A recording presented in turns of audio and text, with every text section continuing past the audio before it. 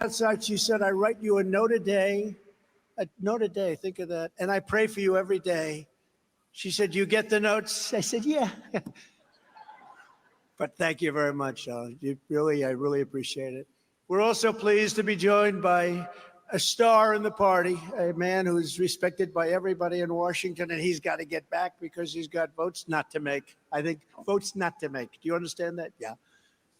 But he's a great person. He's a great man. He's got an incredible future. His wife comes from the area, Congressman Wesley Hunt. And Mrs. Hunt, thank you. Come from this area or the other area? Huh? From both. She's smart, but she said it's from both. And also somebody who's a terrific person was with us right from the beginning, Congressman Rod Blum. Thank you, Rod. And my former acting attorney general, great person, great football player, actually, Matt Whitaker. Oh, you're very popular, Matt.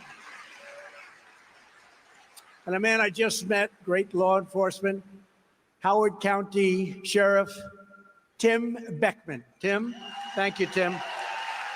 Thank you very much, Tim.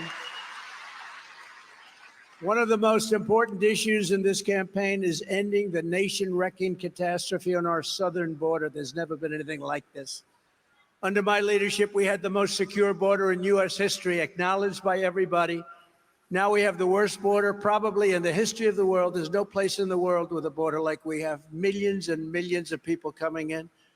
Under Crooked Joe, lawless mobs of unscreened, unvetted illegal alien migrants are stampeding across our border by the millions and millions, including hordes of criminals, terrorists, human traffickers, child smugglers, gang members, and inmates emptied out of their prisons, insane asylums, and mental institutions. And that sounds bad, but it's actually worse than that. This is an invasion, and I'm the one candidate who, from day one, knows exactly how to stop it. We're going to stop it very quickly. We stop it very quickly. What's happening to us is not sustainable. It's not sustainable by any country. I believe the number is going to be, by the end of the year, 15 million. The real number is 15 million people. That's the size of New York State. A vote for President Trump means Joe Biden's horror show at the southern border ends at noon on Inauguration Day 2025.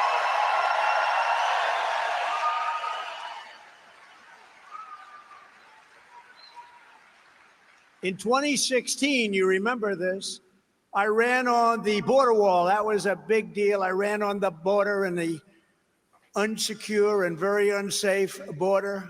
And we did so well that by 2020, the election of 2020, nobody even talked about the border. I couldn't bring it up. It was a subject because we had it down so good that it ceased to become a campaign issue. And now the entire world is saying, once again, that Trump was right. We were so right. And by the way, we did much better in 2020 than we did in 2016, but we didn't talk about the border. Because we did such a good job with the border. Nothing to talk about. If Crooked Joe had simply kept my policies in place, illegal immigration would right now be at just historic lows. We were at a level that nobody had ever seen. That includes drugs, human traffickers, everything else. Now we have the highest amount of drugs ever in history. Again, I think pouring into any country. They're totally unchecked. All we had to do was, and this is all he had to do. Who's advising this guy? All he had to do is go to the beach. He's going to the beach all the time now, right? Every time I turn on, they show him at the beach. He can barely lift the chair. The chair lifts like, it's about a half a pound. Can't lift it. Can't get his feet through the sand. One of his consultants, one of his many consultants says, this is a good look for you. Go to the beach. I think he's probably a Republican, the consultant. But all he had to do is go to the beach, do nothing, and leave the border alone. He'd have historic lows right now. We did a great job. Just think of what we achieved under the Trump administration. I ended the human, economic, and national security calamity known as catch and release, where you catch somebody and release them in the United States, oftentimes criminals. I gave a free hand to our great ICE agents and let them do their jobs. These are brave people. I have friends in the audience. A couple of them are tough people, very tough people, but they're not tough like the ICE people. They go into those nests of MS-13. They go in there swinging.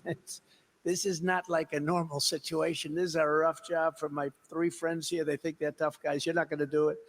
But they go in there swinging and grab them and put them into the paddy wagons, and we take them out of the country.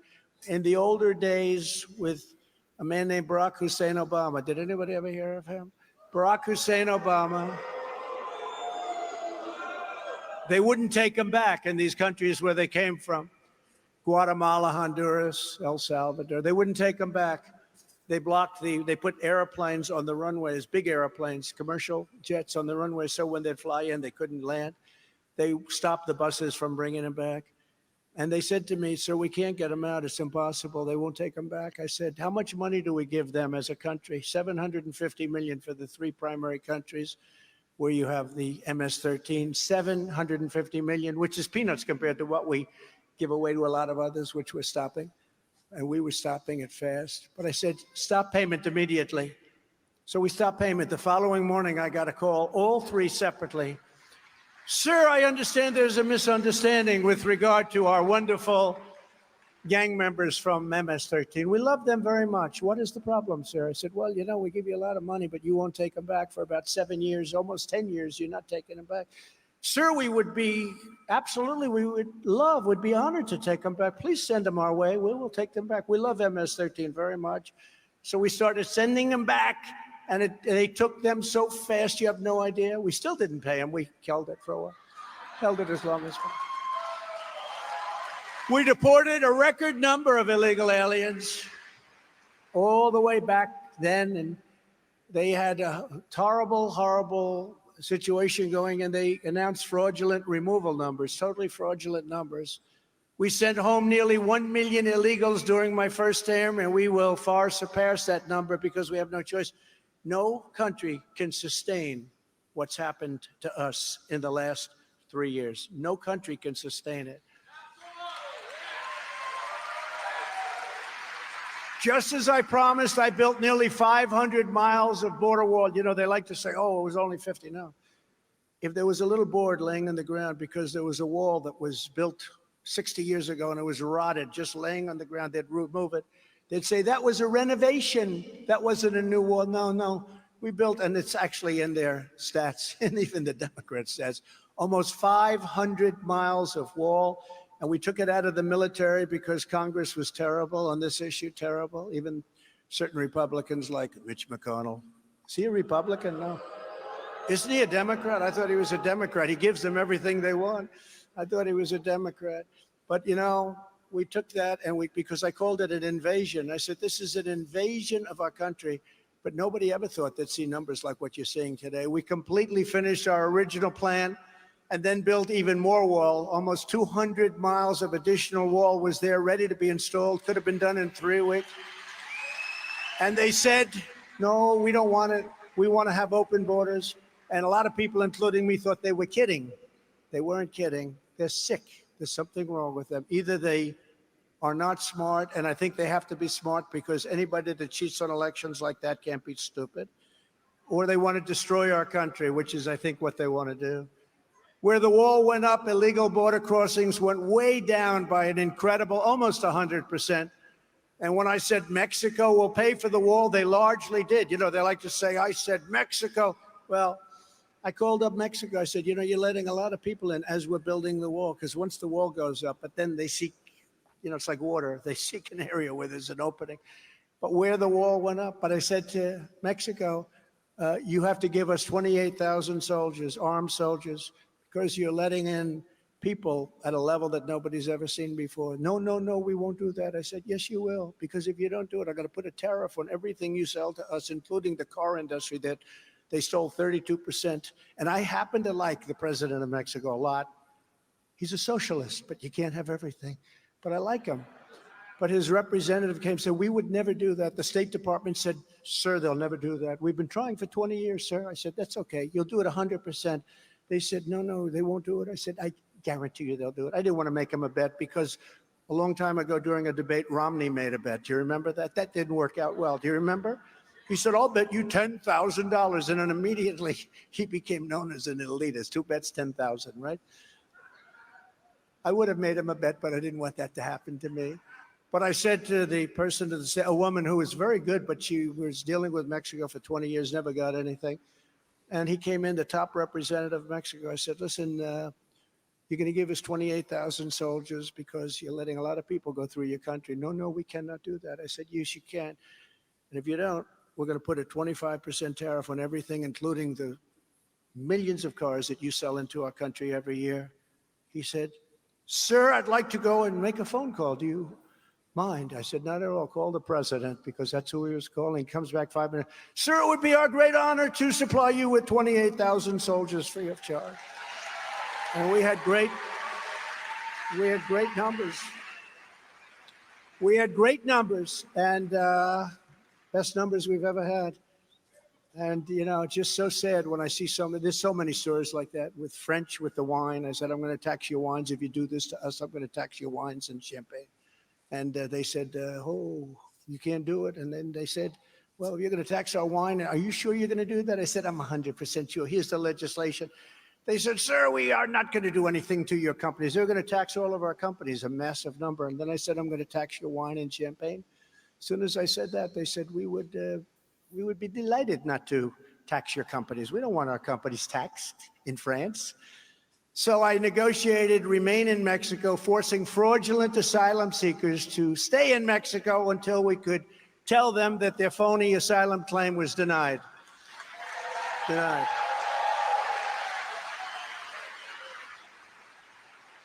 Now, by contrast, in his first 100 days in office, crooked Joe Biden and the radical left Marxists took 94 open border actions. Think of it, 94. He canceled the border wall, ordered a virtual shutdown of ICE, implemented nationwide catch and release. Nobody's ever seen the kind of things he did. They got to hate our country. Ended remain in Mexico. Remember, it used to be remain in the United States and come back in 5 years for your court case. Me, I get a court case in 30 days. Takes them 5 years.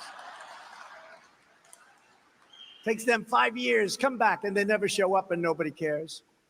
They ripped up my asylum bans, terminated my expedited removals under Title 42, which was a big deal. Even the judge said, are you sure you want to do that?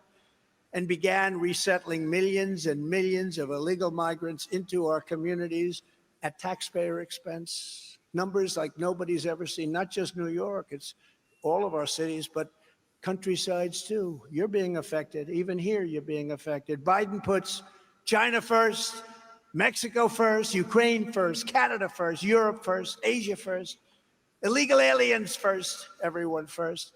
But he puts America last, he puts our military last, he puts veterans last, he puts everything that's good and proper to be last. That's what it is. It's called America Last. That's what his program is. And I don't think he understands his program anyway. It's people that surround him that are doing it because he doesn't have a clue. The guy can't put together two sentences. I put America first every single time.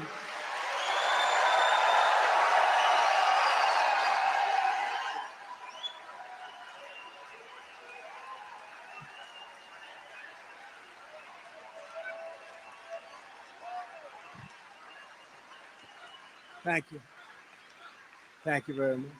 The Biden border disaster is now so egregious that the far-left mayors of New York, Chicago, and even the liberal governors of New York, Massachusetts are slamming Crooked Joe, the most corrupt president in our history, the most incompetent president in our history, for swamping their cities and towns with thousands of unwanted migrants, bringing crime, disease, and colossal burdens on our schools, hospitals, and public resources. You see in New York where kids who don't speak, it's not their fault. Kids who don't speak a word of English are being put into classrooms. They're sitting there, they're saying, what am I doing?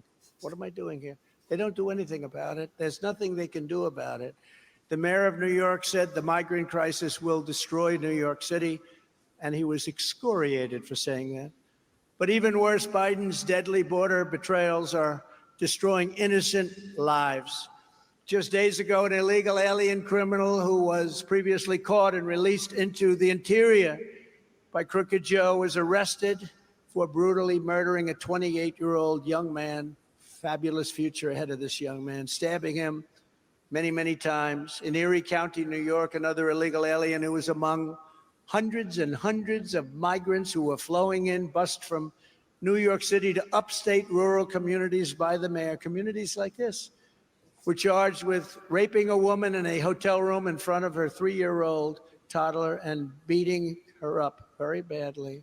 Another illegal alien bust to the same area attacked an aid worker tasked with helping the migrants. This was a person who was helping the migrants out of whatever feeling she may have had, and then he violently raped her again and again. Many people have been badly hurt and even killed by the illegal migrants invading our country. If you want, does anyone ever hear the snake? Do you know the snake? Should I do it or not? You tell me. We have time, right? I brought it. Should I do it? All right. It's a metaphor. It's so accurate, but it's not a snake. It's people that we're allowing into our country. Many criminals, people from jails, from mental institutions, terrorists. This is what, and this is where I think it's quite accurate. On our way to work one morning, down the path along the lake, a tender-hearted woman saw a poor, half-frozen snake. His pretty-colored skin had been all frosted with the dew. "Poor thing," she cried, "I'll take you in, and I'll take care of you. Take me in, O tender woman, take me in for heaven's sake. Take me in, O tender woman," sighed the vicious snake. She wrapped him up all cozy in a comforter of silk and laid him by her fireside with some honey and some milk. She hurried home from work that night, and soon as she arrived, she found the pretty snake she'd taken in had been revived. "Take me in, O tender woman, take me in for heaven's sake. Take me in, O tender woman," sighed the vicious snake. She clutched him to her bosom. "You're so beautiful," she cried. "But if I hadn't brought you in by now, you truly would have died." She stroked his pretty skin again and kissed and held him tight. But instead of saying, "Thank you, ma'am," the snake gave her a vicious bite. "Take me in, O tender woman, take me in for heaven's sake. Take me in, O tender woman," sighed the vicious snake. "I saved you," cried the woman, "and you've bitten me, but why? You know your bite is poisonous, and now I'm going to die." "Shut up, silly woman," said the reptile with a grin. "You knew damn well I was a snake before you took me in." That's what's happening. That's what's happening to our country. That's what's happening to our country. We're taking people in from prisons. We're taking people in from insane asylums. Please don't use that word, sir. That's Silence of the Lambs stuff, right? We're taking mental institutions. We're bringing in terrorists. That's what's happening. That's so accurate. It's so accurate. And it's happening now, but it's going to happen more so and more so. But we'll stop it for the most part. Look, there are 15 million people. That's a lot. But we'll stop it one way or the other. We're going to stop it. What they're doing to our country is they're destroying it. It's the blood of our country. What they're doing is destroying our country. Not one more innocent life should be wrecked by Joe Biden's open border agenda. It's what it is. It's a horrible open border, a sick agenda. It's a sick person's agenda. In my first term, I did more to secure our border than any president by far in history. Here is what I'll do in our second term, because it's us together. It's the greatest movement. It's the greatest movement. Okay. This is the greatest movement in the history of our country and probably any country. And if we do this, it'll be written about for hundreds of years. We have to do it much bigger if we do it this way than if they did what they should have done with the election. Much, much bigger. It'll be much bigger. Plus, it shows how bad they were at operating this country, at running this country. So we'll be able to do things that you might not have really been politically able to do if it went in a more normal path. It's a lot more work, a lot more grief. You know, if I were in last place or third or fourth or fifth or something, I wouldn't get indicted. If I didn't run, I'd be right now in a beautiful beach somewhere, but a real beach, and I'd be able to lift my own chair. Believe me, I'd be able to get my feet. I'd get my feet through that sand. But nothing would have happened. This is election interference. That's all it is. This is election. These are Biden indictments. These aren't indictments. People say, sir, you've been indicted, like it's legit. The fake news back there. Oh, that's a lot of them. Look at them. Got a lot of cameras going. Whoa. Got a lot of cameras going. But no, it's fake stuff. This is, think of it. This man, first time it's happened in this country, it happens in banana republics, it happens in third world countries a lot. But this man indicted his political opponent who's leading the Republican Party by 50 to 60 points and who's leading him.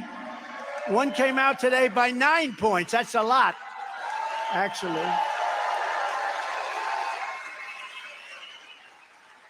He's got an expression. If you can't beat him, indict him. Find something. Find something. Upon my inauguration, I will immediately terminate every open borders policy of the Biden administration. We'll get it back.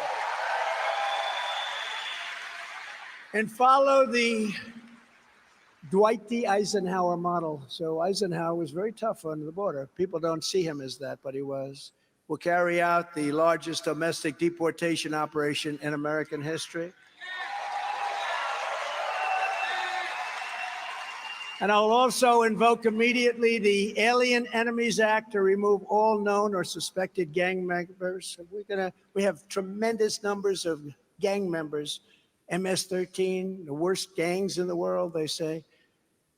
The drug dealers, the cartel members from the United States, ending the scourge of illegal alien gang violence once and for all. We took them out by the thousands, thousands and thousands of people we took out.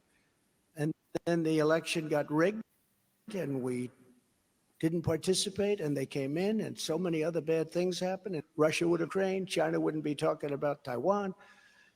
I will shift massive portions of federal law enforcement to immigration enforcement, including parts of the DEA, ATF, FBI, and DHS, all of them you know. And I'll make clear that we must use any and all resources needed to stop the invasion, including moving thousands of troops currently stationed overseas, guarding other people's borders. We guard other people's borders, but we don't guard our own. Think of it. They say to us, what are you doing? You're guarding our... They don't even want it. They don't even want it. Remember, I moved the troops from... We had 5,000 troops between Syria and Turkey, and I moved them. I took them out. I took them out, and everyone said, oh, that's terrible. I said, they've been guarding their borders for 2,000 years. They don't need our... And it was very dangerous because these 5,000 troops, it sounds like a lot, but they were between two armies of hundreds of thousands of people. 5,000 people is nothing. They were going to be decimated. Everyone said, oh, taking them out is terrible. I took them out, nothing happened. They fought for a little while, the two countries, and then they said, let's work out a peace deal. They worked out a peace deal. We got all our people out. The fake news never likes to talk about all of those things. We did things that nobody has ever seen before. Before we defend the borders of foreign countries, we must secure the border of our country. It's very simple.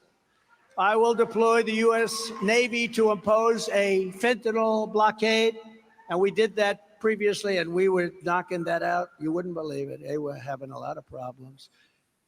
But it's going to be a blockade on the waters of our region, boarding and inspecting ships to look for fentanyl and fentanyl. The people that sell the fentanyl, who are very rich people, very, very rich people. But you know, I believe the real number is 300,000 people a year being killed. In a war, you don't lose that many people. We're being invaded by foreign interests, including business interests. biggest companies. These are bigger than the companies you read about in the Wall Street Journal. These are powerful companies. What they do to our country is incredible.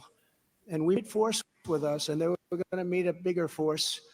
And then we had the dust blow in from China that we had to work, and we didn't get the credit we deserved, but we did a great job. We left the stock market higher than it was you look at pre-COVID coming in, or the China virus, to be more accurate, coming in. We left the stock market higher. I'll also use Title 42. You know what that is? To end the child trafficking crisis by returning all trafficked children to their families in their home countries immediately. These children have been kidnapped. You saw the great movie, Freedom. You saw the movie, but these children have been kidnapped. But we cannot wait until 2025 to begin stopping Biden's nightmare as a president and on the border. That's why I'm calling on congressional Republicans to ban Joe Biden from using a single taxpayer dollar to release or resettle illegal aliens into the United States effective September 30th.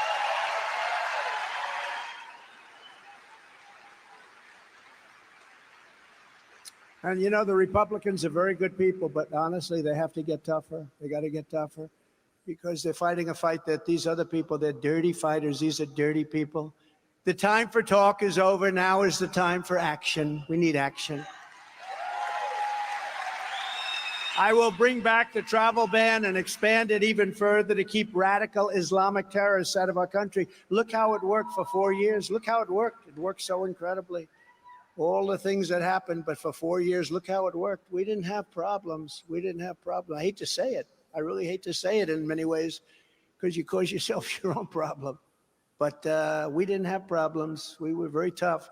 I will also use existing federal law to deny entry to all communists and Marxists to the United States. We have people coming in, known communists, known Marxists, known fascists, and they're coming into the United States, and we don't want them.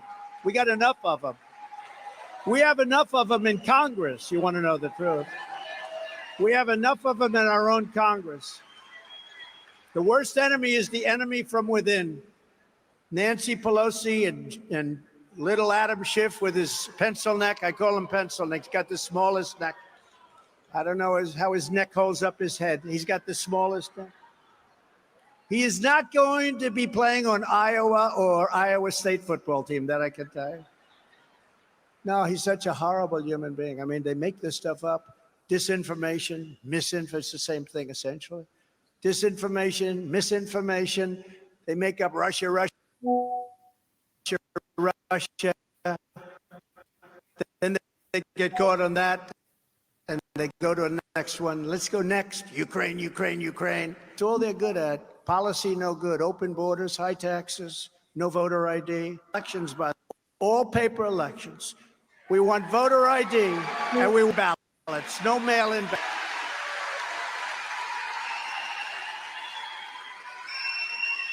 Thank you, Al.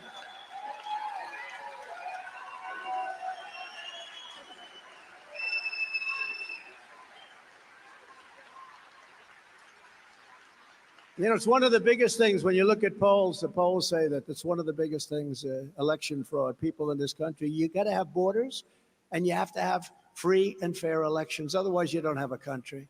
Those who join our country must love our country, and we're going to keep foreign, Christian-hating, communists, Marxists, socialists. We're going to keep them the hell out of America. We don't want them. It's no wonder the far-left lunatics are getting desperate to stop our movement by any means necessary. When you look at the polls are through the roof. We have great polls, best polls we've ever had. You know, it's amazing. I'm the only person ever indicted who went way up in the polls. Everyone else, true. I get indicted for saying the election was rigged. I get indicted for saying that Joe Biden is a crook. That's a terrible thing to say. They didn't know how crooked he was until the last few months. And I have to say, Jim Jordan and Jamie Comer, they're doing a good job. They really are. As you know, Crooked Joe and his radical left thugs have weaponized law enforcement to arrest their leading opponent on fake and phony charges. This is high-level election interference. It's what they do. And it's happening for a single reason, because I'm the only candidate they do not want to run against. I'm the only one that shows that I'm winning in the polls, too. You know, the only one that's beating them in the polls. They start off at a level, a Democrat. It's much easier to be a Democrat. You know, they start off at a certain level that they get, no matter how bad you are. Because I kept saying, how come he's at 37?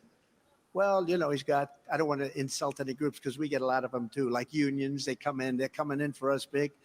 The auto workers, they want to destroy the auto workers in this country. They want to have cars made all electric. They're all going to be made within 3 years. They're all going to be made in China. The auto workers, it doesn't matter what they get.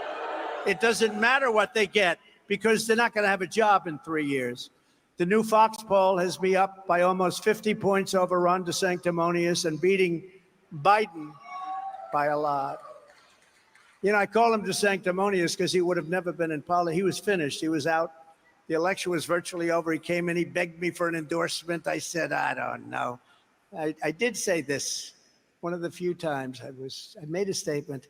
Wasn't totally. I said, if George Washington and Abraham Lincoln came back from the dead, Ron, and they endorse you, you'd still lose. You'll lose it by so much. He said, no, you're very popular in Florida. I love Florida.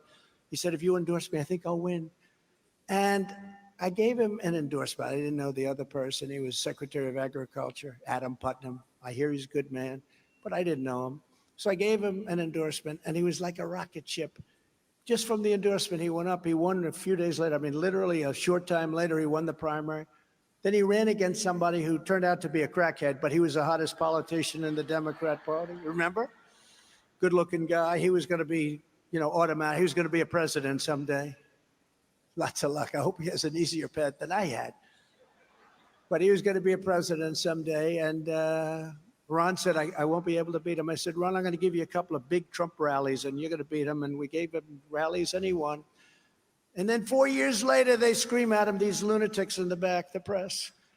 Will you run against the president? They said to him. And he looked at them. I have no comment.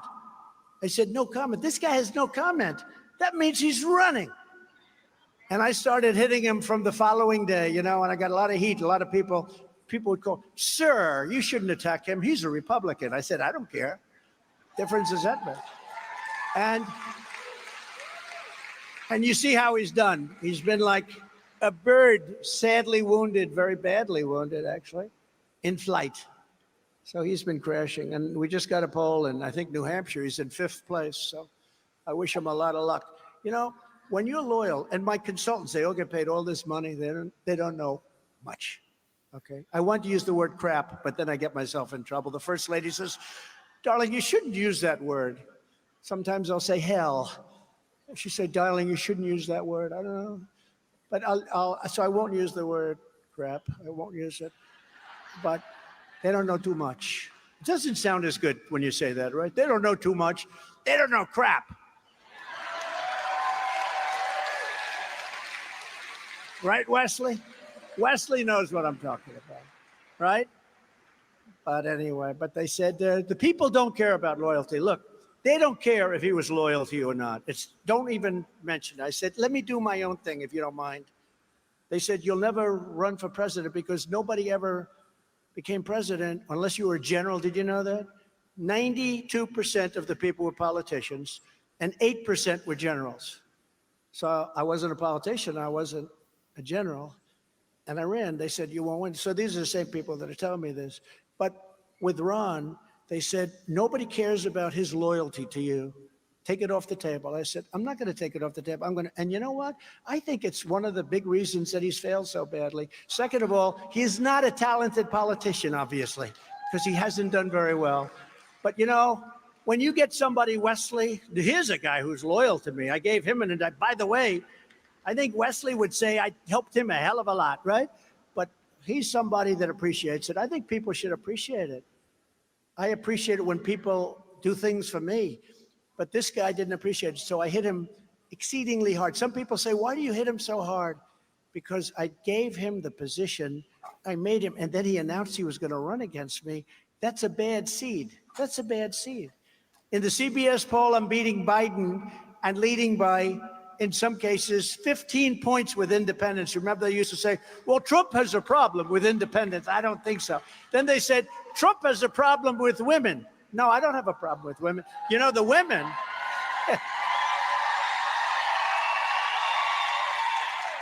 I don't have a problem with it. You know what the women want? The women want more than, they don't want crime. They want to have strong borders. They don't want people pouring into their neighborhoods and sleeping on their lawn. They were talking about the suburban woman. I think I did great with suburban women, okay? They want to see a well-run country. That's what women want, and we're doing great with everybody now. We're doing great with everybody. In yesterday's morning console poll, I'm 46 points, not 46 points, but 46 points up. Not just at 46. Most people would be very happy to 46. No, I'm 46 up in the primary and beating Biden in the general election, while DeSantis is losing. Ron DeSantis is losing. You see the NBC the other day? They said, ladies and gentlemen, we're here to interview Governor Ron DeSantis. He said, no, my name is DeSantis. Well, he actually changed it. DeSantis, right? Did you see? He changed his name. I said, never change your name in the middle of a campaign. Bad. But here in Iowa, I'm up over 37 points on DeSantis, 51-14. That's pretty good. That's pretty good, Kaufman. That's a pretty good number, Kaufman. That's not bad. You must be doing a better job than even your father does. Father's way. We did great in 2016 and won. We did much than we did, getting millions and millions more votes to do the best of all in 2024. We're going to do numbers like they've never seen before. They rigged the presidential election in 2020, and we're not going to allow them to rig the presidential election in 2024 because our country can't stand it.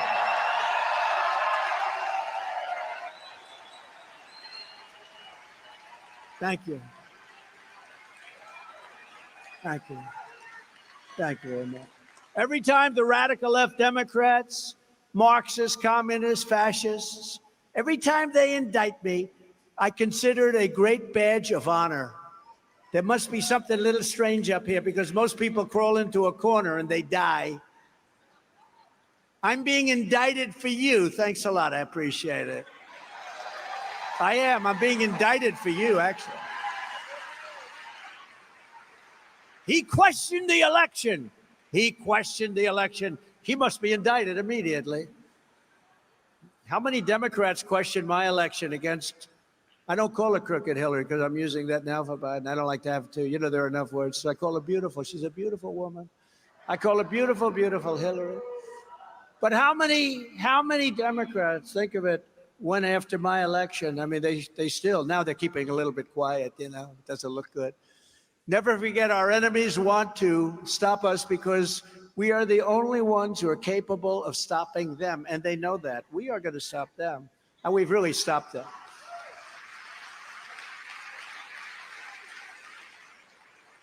The only crime that I committed in the true sense of the word was beating Hillary Clinton, and I screwed them up. I screwed them up so badly. I screwed them up. That was not supposed to happen, but I thought it would. We'd have rallies like this. I will tell you, though, I said before, there's more spirit. Look at this group. This was supposed to be just a little gathering, and then boom. Can't get into the hall. We just did another one, and you can't get into the hall. It's amazing. There's more spirit now than there ever was for either of these two races. And a lot of that, I don't think I've changed too much. A lot of it is because they're so bad. It's so bad. People see it and they see the contrast. And we did do a great job. We get credit for being one of the greatest administrations. We rebuilt our military, biggest tax cuts ever, biggest regulation cuts ever, strongest border. Would have been no Ukraine. You would have had no inflation because energy caused inflation. You would have had no inflation. We had no inflation. They want to take away my freedom because I will never let them take away your freedom. It's very simple. And they want to silence me, Wesley, because I will never let them silence you. And in the end, they're not after me, they're after you. I just happen to be standing in their way. That's right. As your president, I fought for the people of Iowa like no one has ever fought before, fought hard for you. I took on communist China like no administration in history, bringing hundreds of billions of dollars pouring into our treasury when no other president had gotten even 10 cents from China, not 10 cents. They let China just kill the world economically. I then gave the farmers $28 billion straight out of the tariffs I took from China, a large part of which came from, Iowa was very badly abused by China. You know that. A lot of the money that I got came to Iowa. That's why I went around a little bit. I got to be a little careful with that because people, my father would say to me, you got to be a little bit lower key on that stuff. He'd say, take the lumps out. I said, there's no way that Iowa would vote against me. There's no way that Nebraska, there's no way that any of the farm states, Wisconsin would never vote. I said, there's no way. It's a horrible statement because I got them $28 billion from China. Who the hell else would do that? Who would know how to do that, right? Right, Al? I got them $28 billion. So I got a little bit sassy. I say, I had a little too much confidence, although actually the numbers have actually turned out even better than I thought so far. We'll keep it that way. But I said, there's no way that I would ever go against because I got them $28 billion for the farmers. And by the way, hundreds of billions of dollars for our country. It went right into the Treasury of the United States. I ended the NAFTA disaster, the worst trade deal ever made, and replaced it with the brand new USMCA, the best trade deal ever made for our country. And we know that. You know why? Because they're trying to change it. Mexico and Canada are trying like you wouldn't believe to get it changed. And I wouldn't be surprised if the Biden group change it because, Canada first too, by the way. I've been an unwavering defender of Iowa ethanol, which is very important for your state, issuing a rule declaring that E15 would be made available all year round. Nobody thought, remember, it used to be 8 months. I got it all year round. I did all of this. I also dramatically increased the number of fueling pumps where E15 could be sold across the country. And I also got the pumps that they could keep the original pumps because they were actually better than the new ones, but they wanted everybody to change their pumps. I said, what's the difference? Well, the old ones are actually better, but we just want them changed. I said, no, you're not going to do that. So we were able to use the pumps, little things like that. I don't want to bring it up, but little things like that. And I'll remain your ethanol champion with 4 more years in the White House. Now, DeSanctimonious is a sworn enemy of ethanol. Ron DeSantis, he repeatedly sponsored legislation to demolish the entire industry and called ethanol, quote, a noxious example of money-seeking and crony capitalism. That's not nice. And then he comes out, I think I'll be in favor of ethanol. Now, one thing about a politician, when they come out for something early, that's where they end up going. They may change during an election, but that's where they end up going.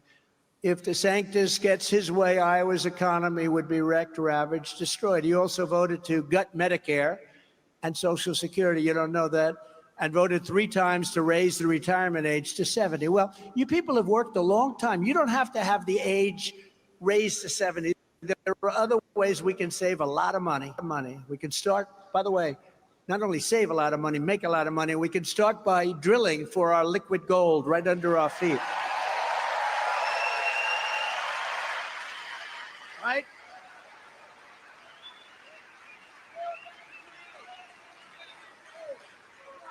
I will always protect Medicare and Social Security for our great seniors. Others running right now, even as Republicans, they're going to destroy Medicare and they're going to destroy Social Security. Under my leadership, we became energy independent for the first time in history and would soon have become energy dominant for the first time ever. We were drilling at a level that nobody had ever seen before. We were going to very soon be energy dominant. We didn't need anybody already. We were independent. But we were going to have so much oil. We were 3rd after Russia and Saudi Arabia. We were going to have, I wish I had a chart. I'm going to make a chart for the next one, but I'll bring it up to my next rally and you people can come in Iowa. But you know what? We had a chart and we were third. We were substantially third, low. And then Trump gets in and it goes like this. It goes just right through the roof. It went right through them. And we were going to make so much money. And what we were going to do is start paying off our $35 trillion in debt. And we were going to start lowering taxes even more. I got you the biggest tax cut in history. But we were going to lower taxes even more. That was going to create jobs and a whole thing. But we had so much happening. And as soon as he got in, he stopped it. He stopped Anwar. Anwar, the biggest site probably in the world, probably larger than Saudi Arabia in Alaska. Ronald Reagan tried to do it. He couldn't do it. They all tried to do it. Bush. He tried to do it. They couldn't do it. And I got it done. And in the first week that the person came in, energy, they ended it. They ended Anwar, but I'll get that started very quickly. Alaska was devastated by it. This would have been this is the biggest find anywhere in the world. They think it's actually bigger than Saudi Arabia. It's our land. It's our land. And the people wanted it, the jobs, the economic impact in Alaska. But much beyond that, we would have been 2 and 3 times bigger than anybody else. So we would have had so much money. We would have paid off the debt. And that's where it was going. We were going to pay off the debt. And then this fool, this absolute fool of a president said, we're going to stop drilling. And the prices went through the roof. And inflation followed the energy because that's what caused it. We passed the largest tax cuts and regulation cuts in American history. We appointed over 300 federal judges and 3 great Supreme Court justices. And last year, I was able to do something that nobody thought was possible. And you have to really think about this and study this because it's very important. We ended Roe v. Wade. You just think about this. You just think about it. Because people have to get elected. We have to get elected. But I did something that for 52 years, people talked. They spent vast amounts of money in fighting it, but they couldn't get the job done. 52 years they fought. And they fought hard. They spent large. They'd have fundraisers every night. They couldn't get the job done. I got the job done. I got it done. And it's thanks to the 3 great Supreme Court justices and others on the court that I appointed. This issue has been returned to the states where all legal scholars on both sides felt it should be. A few points. Now the pro-life community has negotiating power. You had none. When you had Roe v. Wade, they could do whatever they want. They could destroy the baby in the 8th month, the 9th month, or even after birth. You know that. They were destroying babies after birth. Like Ronald Reagan before me, I believe in the 3 exceptions for rape, incest, and the life of the mother. I believe in that. I think it's very important. Without the exceptions, it is very difficult to win elections. We would probably lose the majorities in 2024 without the exceptions and perhaps the presidency itself. But you have to follow your heart regardless. You have to follow your heart. Can't do it for just the election, but you have to follow your heart. At the same time, we have to win elections. Otherwise, we'll be back where we were. In order to win in 2024, Republicans must learn how to properly talk about abortion. I was watching some of these people. I won't say where, but states. Okay, Pennsylvania, Michigan. Good candidates, very good candidates. I was watching them get clobbered because they didn't understand the issue. They didn't talk about it properly. This issue cost us unnecessarily, but dearly in the midterms. It cost us dearly, really, and unnecessarily. We have to expose the Democrats like crooked Joe Biden and Kamala Harris, that's another great one, as being the true radicals. They're the radicals. Pro-lifers aren't the radicals. They're the radicals on the abortion issue. And you have to say that, in that they allow the killing of babies in the 5th, 6th, 7th, 8th, 9th month, and they even allow the killing of the baby after birth. You remember the governor of Virginia, former governor, he sat there and he said, yes, we will allow abortions, and including when the baby is born, we will wrap the baby and we will talk to the mother and they will execute the baby if that's what they want. No, we can't allow that. But it was okay to rip the baby out of the womb. Remember with Hillary Clinton during the debate, I said, rip the baby out of the womb. Under Roe v. Wade, you could rip the baby out of the womb in the 8th month, in the 9th month, and nobody wants that, including Democrats. You know, they did a poll, I think 94% of the people, after a certain period of time, they don't want that. They don't want to destroy a living soul.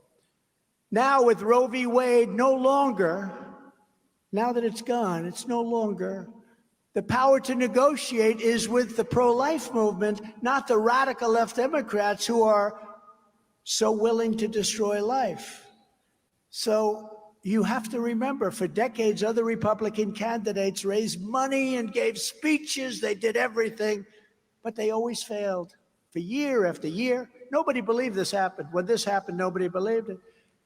But while others talked, one president in 52 years actually delivered. When the radical left Marxists and communists came to destroy an innocent man, Brett Kavanaugh, he was an innocent man, very highly respected. You remember, I've never seen anybody, he got treated worse than I did. I've never seen anybody treated like that, the way they treated him, and they knew it was made up. But Brett Kavanaugh was slanders and smears. Everyone wanted me to stop his nomination, let it die. They said, cut him loose. Senators, big senators, said, cut him loose, sir, cut him loose now. He's killing us, cut him loose, meaning let's go to somebody else. And I refused to do so. Republican senators, many Republicans were calling me, cut him loose, sir, he's killing us, cut him loose. I said, no, it's unfair. It would have destroyed that man, would have destroyed him. He couldn't have even got back to the court from where he came if that happened. I said, I won't do that to him. I also put 2 other great justices in, Neil Gorsuch and Amy Coney Barrett, and we're getting all of these great rulings for so many different things. The same people attacking us now are those who have been failing you for decades, but unlike them, I don't just talk, I get the job done. I got this job done. And you have to take that issue and you have to say, they're the radicals. They're willing to kill a baby in the 7th month, 9th month, 8th month, after birth, after birth. There are some states that have legislation where you can do it after birth, okay? They're the radicals. You're not the radicals. You love babies. They're the radicals. Just recently also, the Supreme Court ruled to something that nobody thought would be possible, ruled to move our country forward with a merit-based system of education. In other words, if you have great marks, great boards, great whatever the criteria is, somebody with half the credits, half the numbers, half people that weren't even good students aren't going to take your place in college. We had people straight A's. They had the highest marks, the highest boards. They did unbelievable, and they were getting rejected for people that were not nearly as qualified. They ruled in favor of merit-based. You know, our country was based on merit-based. Merit. You do well, you work hard, it's merit, and you get ahead. You don't work hard, do well, and somebody else that doesn't do nearly as well, maybe because they didn't work hard, maybe for whatever reason, but they get in and you don't. So we got a ruling that nobody thought would happen, and people are thrilled by it because we have to bring our country back, and we only are going to do it through merit. We have to get our top, our smartest, our best, and it's tough stuff. I fully rebuilt the U.S. military, created Space Force, defeated ISIS. I defeated ISIS, remember? They said you'll never defeat ISIS. I defeated ISIS in a period of 4 weeks. I was told by all our Washington generals, you know, we have the greatest generals in the world, but not in Washington. They're the television generals. You like that one. They're the television generals, but we have great generals. We have generals that wiped out ISIS in a period. Once I told them, go ahead. And they said, we'll do it very quickly, sir. It was unbelievable what they did. I was the first president in decades who didn't start a war. Remember, Hillary Clinton would say, he's going to start a war, his personality. No, my personality kept us out of wars because people weren't going to play around with us.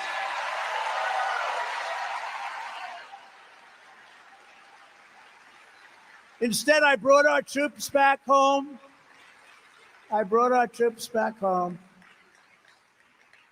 And I was the one that got the move in Afghanistan. We were all set to just bring them, but we were going to leave with dignity and strength. We're taking the soldiers out last, not first. You ask a child, just a child, hello. If you ask a child, would you take the soldiers out first, 5 years old? Or would you leave the soldiers until the equipment's out, the American citizens are out, whoever else you want to take? A child would say, well, leave the soldiers at last. They took the soldiers out first. These are incompetent people. We have incompetent people running our country, and our country has never been in more danger of World War III than it is right now.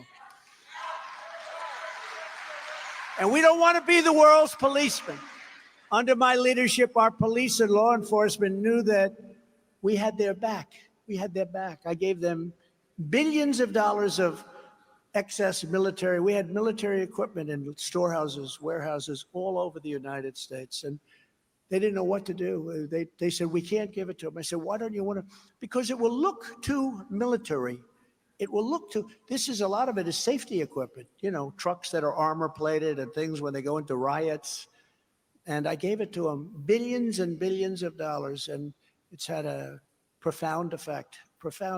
And it was just sitting there gathering dust. It would have been valueless over a period of time. But today I want to express our profound condolences to the family of police officer Kevin Cram, who you know, who was gunned down in the line of duty last week in Algona. You know all about it, gunned down. We send them our love and our prayers, and we want every police officer across this state to know that they are heroes and they have our total support. These are great people. Our police officers are great people.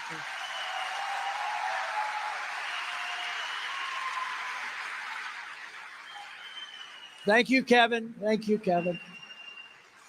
Unlike Biden, I stood proudly with our friend and ally, the state of Israel. I kept my promise, recognized Israel's eternal capital, and opened the American embassy in Jerusalem. And I got it built also, by the way. Would have taken 25 years for somebody to get it built. I got it built very quickly. I also recognized Israeli sovereignty over the Golan Heights, something that they've been working on for 58 years. Planes would fly in every year. They'd come in and they'd leave. Nothing would happen. I got it done very quickly. And I withdrew the United States from the disastrous Iran nuclear deal. The bad part is they haven't done anything with it. And now Iran's making nuclear weapons, and this guy does nothing about it. That was the biggest thing I did for Israel. I ended the Iran nuclear holocaust, I call it. It would have been the worst. And we were going to make a deal. We would have had a deal with Iran within 2 weeks after the election took place. And when that happened, all of a sudden, China went back to buying oil. I prohibited China from buying oil. I said, if you buy oil from Iran, you're not going to buy anything. We're not doing business with you. We're going cold turkey. A lot of people like that anyway. We're going cold turkey. They said, sir, we would never want to buy oil from Iran. Now they're buying millions and millions of barrels of oil, making Iran very rich. And we would have had a deal, good for everybody, good for Iran, frankly. We would have had a deal, but the election got in the way of that one. We did the Abraham Accords. We did so much, but we would have had a deal there, and that would have been a good one. But they've done nothing with it. They haven't done anything with it. They had such a great negotiating position, but they had no idea. But all of that was just the beginning. Here's just some of the agenda that we will immediately implement when we become the 47th president of the United States. This is a movement.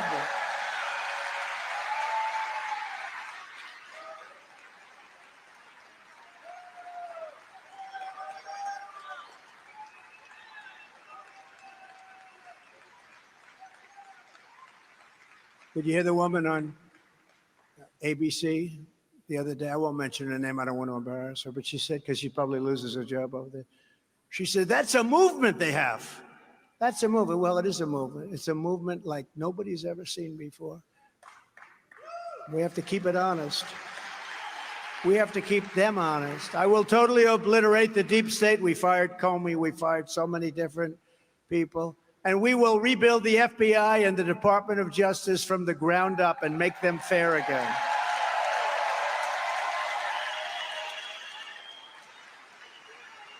And before I even arrive at the Oval Office, shortly after we win the presidency, I will have the horrible war between Russia and Ukraine settled. We'll have it settled. Would have never happened. I knew him very well. I got along with him very well. The press hates me to say that, the fake news. Oh, he got along with him. Yeah, it's always good to get along with countries that have 1,800 nuclear weapons. But even if they don't, you want to get along if you can.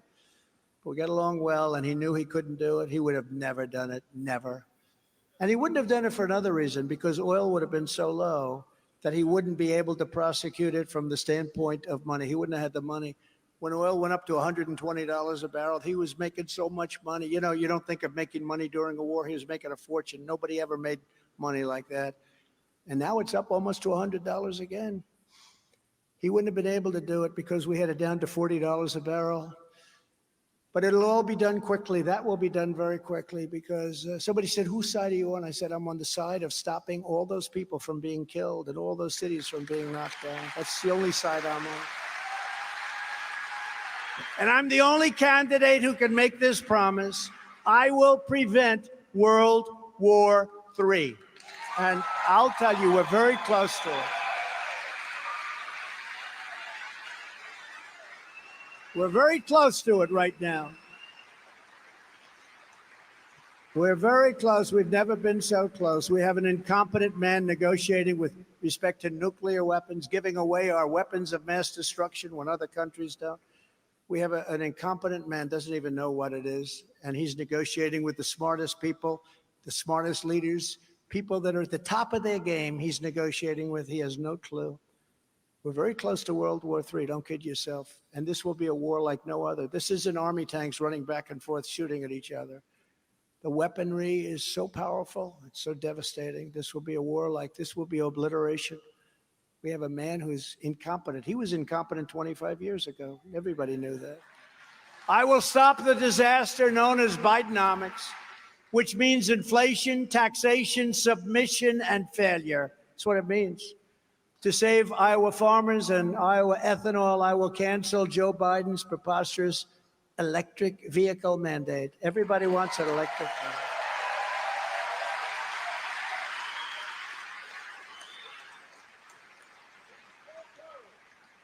Isn't it ridiculous? The electric car's fine, but if you want an electric car, you get one. Maybe you don't want to travel long distances, but if you have long distances, now they're doing it with trucks.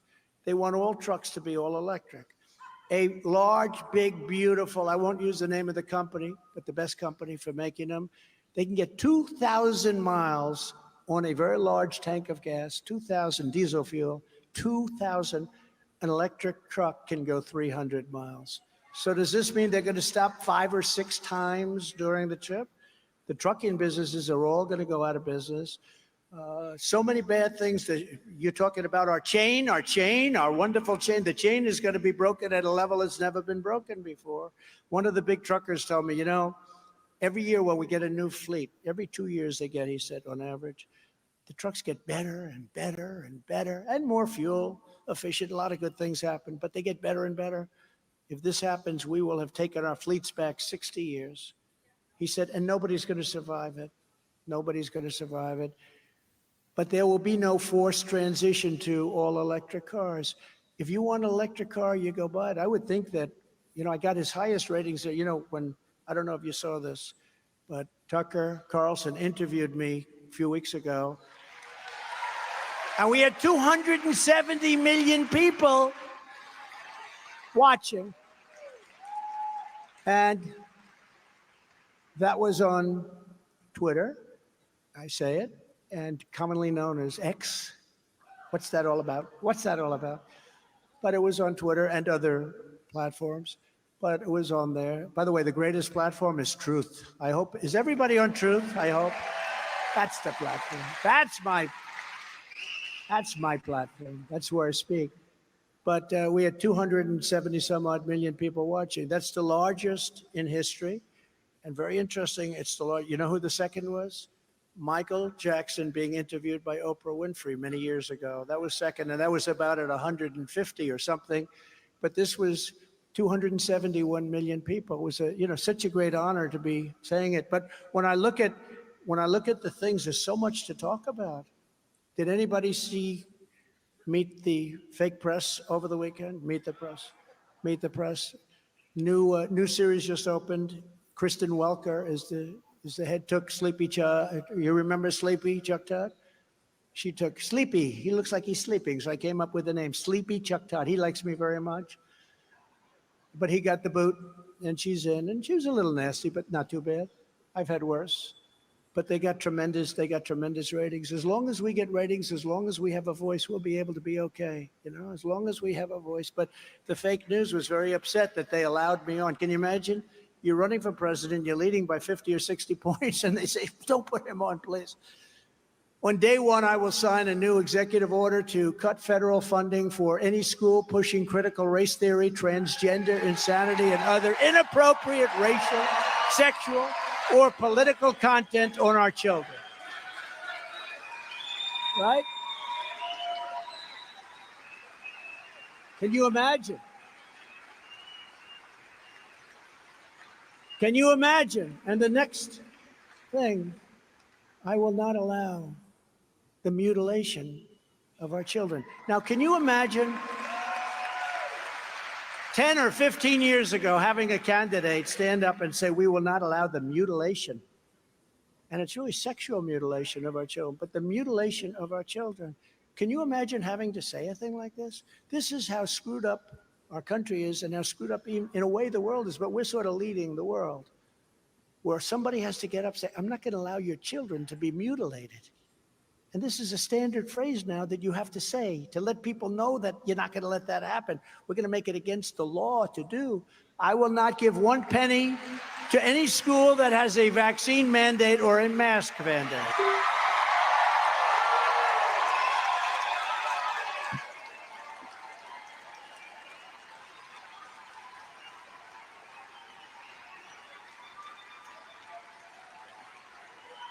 And as president, I let the governors really cover the whole thing with respect to the China virus. I let the governors do it. And a lot of the Republican governors, you look at South Dakota, you look at South Carolina, Tennessee, a lot of places did a fantastic job. They did really a fantastic job. Georgia did a very good job. A lot of places did a very good job. And a lot of places didn't. No Democrat did a good job because they closed everything up. They want masks on top of masks. But I gave that's a federalist system. You let the governors make the decision. But it was a very important thing to do, and some of the governors really did a good job. And I'll close the Federal Department of Education, and we will move everything back to the states where they can individualize education and do it with love for our children. So we're at the bottom of every list in education, and yet we spend more per pupil by 3 times than any other state, any other country. So look, we spend more money by 2 times, 3 times, and Denmark and Sweden and various countries, and China is right in the top 5. Think China, with all of those people, 1.4 billion people, they're a top 5 country. And I know that because I visited schools in China. I said, this is very impressive. And we're way down at the bottom. We're down at the end or very close to the end. We talked about this a little while ago. We're right down at the end. We will move it back to your state. Iowa will take care of its education. We'll make a payment, which will be about half of what we spend, or maybe even less than that, and you'll have plenty of money left over. And you're going to have a great school system. Not all states will do great. Some will be incredible. Some will be better than any place. But when you add it up, you're going to have a school system that's going to work, because we have a school system that's absolutely dead. It's a dead system. On day one, I will sign an executive order instructing, and this is so important, instructing every federal agency to cease the promotion of sex or gender transition at any age. We don't want that. Who thinks you have to say that? I will declare that any hospital or healthcare provider that participates in the chemical or physical mutilation of youth no longer meets federal health and safety standards. They will be terminated from receiving federal funds effective immediately. And I will keep men out of women's sports. How crazy is that? How crazy is that?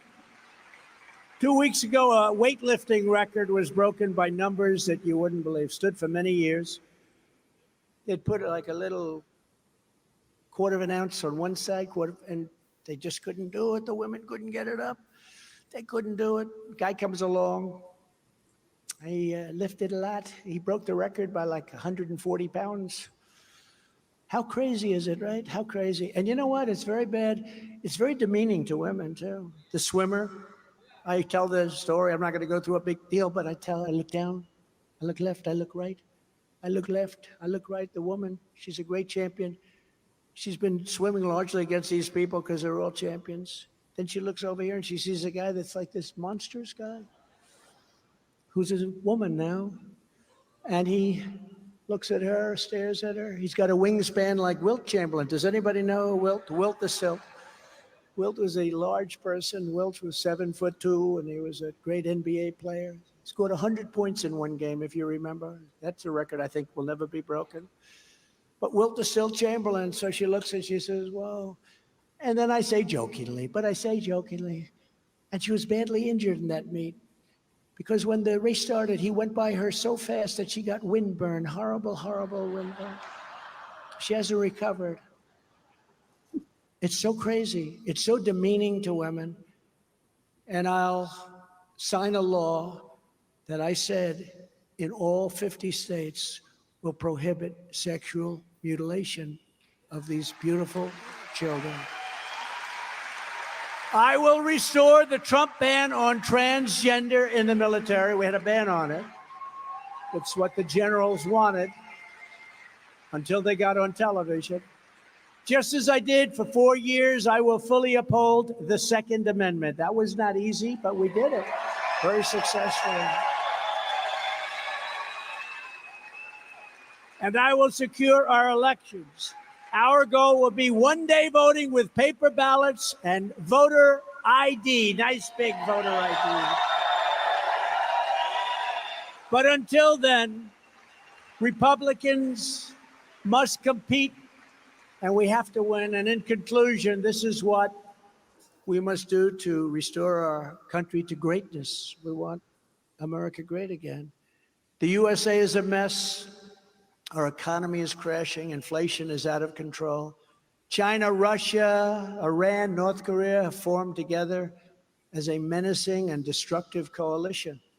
Our currency is crashing and will soon no longer be the world standard, which will be our greatest defeat in over 200 years if we lose the world standard in currency. People don't know how big that is. It won't happen with me, not even a chance, just like Russia would have never invaded Ukraine, and China would not even have thought about raiding Taiwan, and they're thinking about it very seriously now because they look at our country and they see our leader and they say, this is our chance. And we would have left Afghanistan with dignity and strength and pride instead of our greatest embarrassment in history. We were going to leave.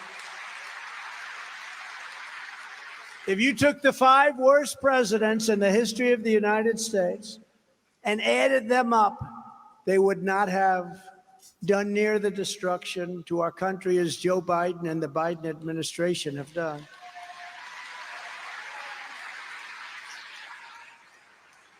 We are a failing nation. We are a nation in decline. And now these radical left lunatics want to interfere with our elections by using law enforcement. It's totally corrupt, and we will never let it happen. That's why you must show up to caucus for our campaign on Monday, January 15th, and bring people. Get everyone you know, make sure they're registered Republican, and get them out to their local precinct caucus meetings. 2024 is our final battle. With you at my side, we will demolish the deep state. We will expel the warmongers from our government.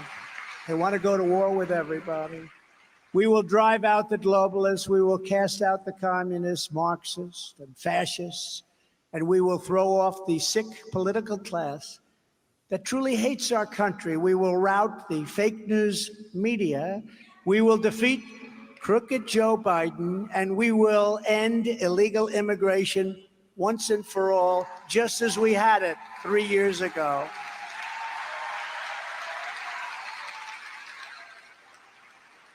The great silent majority is rising like never before. And under our leadership, the forgotten man and woman will be forgotten no longer. With your help, your love, and your vote, we will put America first, and we will make America great again, greater than ever before. Thank you very much. Thank you, Iowa. Thank you very much. God bless you all. God bless you. Thank you.